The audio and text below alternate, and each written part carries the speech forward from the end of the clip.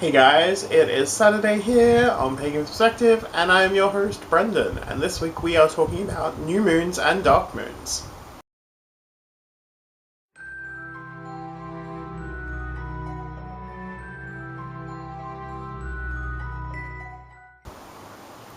So this week's question comes from me, and it is pretty much new moon, dark moon. Do you celebrate this time of the moon phase, and do you have any practices associated with it? What sparked this question was that I've been wanting this year to kind of redevelop my practices and processes and go through and really have a kind of a disciplined practice again. And was curious what other people did for it on the channel at least. And I used to, probably a few years ago, be very like, every dark moon, every new moon do this, every full moon do this, every waxing waning moon do this sort of thing, and I've just let it lapse, and I'm trying to get back into that process again. So my old practice, I would really, for dark moons, it was the time I would connect with deity. It was when I would do my devotional offerings to Hecate and Eros. I would often go to Crossroads and make offerings there, go to dark places and make offerings there. It would often be very much like of myself offering, so sometimes that would be a blood offering, sometimes that would be like nails, hair, very much my physical being offered, and as well as honey and milk. And for Hecate I always burn rose incense, and for Eros I burn cinnamon incense, and would make those offerings. It would be just singing and drumming and trancing and really just like deep, intense work. And then over the years it started to shift. When I was working in the Coven, we would always meet at Dark Moon and do a lot of our connection work there. And I've done a couple of different practices over the years with different covens. When I lived back in Sydney, we would meet at Dark Moon, and it would be very much about the releasing and the letting go, and we would have this practice to get rid of the negative in our lives. And it would be that like each of us would have a pillow, and we would scream all those negative thoughts we had about ourselves into that pillow.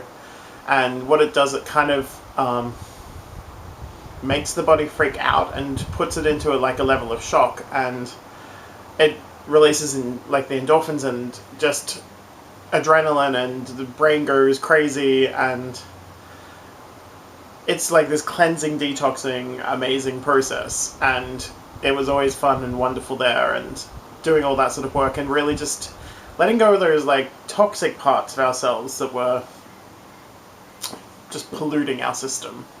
And with the coven that I'm working with, or was working with up here in Queensland, pretty much a lot of the practice would be about deepening our relationship with the wildwood and really exploring the practices that were present within the whole realm of the tradition, exploring different mysteries, and doing that as an ongoing process. And it would also be the time that we used for planning next ritual events and really just reconnecting and touching base, and outside of public work, and really just kind of that coming back together and connecting together. And yeah, a lot of that would happen around the dark moon, and it would just be appropriate. And really it was that, I think, that core kind of magical work there. So dark moon's always been a time of intense magic work. It's often spoken that no magic should be done at the dark moon because it's the void, nothing will happen, blah blah blah. No. I think it's a time when there is no external influence, really. It's that time where it's kind of like that witching hour. Really, it's that place of potency and power and endless possibility. As opposed to where new moon, which is traditionally it's the first slither of light reflected upon the moon from the sun. And when I do work for that, if I'm really trying to do something that I know is going to take about a month or so or an ongoing process.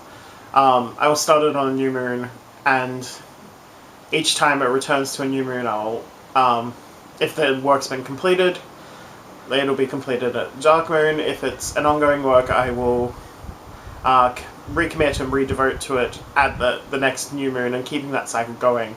So what will happen is the power into the work that I'm doing as the moon waxes. Yeah. Wax on, wane off. Always have to remember that.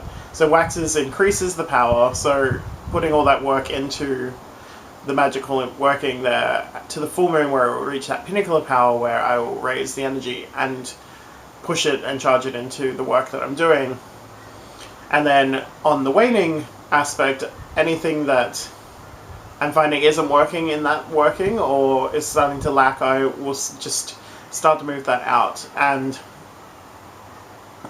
it's that combination as well between that time where I'll do the physical footwork as well as the magical work. So whether it be lighting a candle might be part of the spell that I'm doing. So each day I'll light that candle, and just the ongoing magics, really. So I think that's more kind of stuff that I want to get back into this year, and that's the reason that I was really brought up this question this week, and would love to hear what you all have to say in the comment section below, or make videos and send links, and then we can all watch it and share this information. But for now, that is it, and much love and blessings, and bless me. Mwah.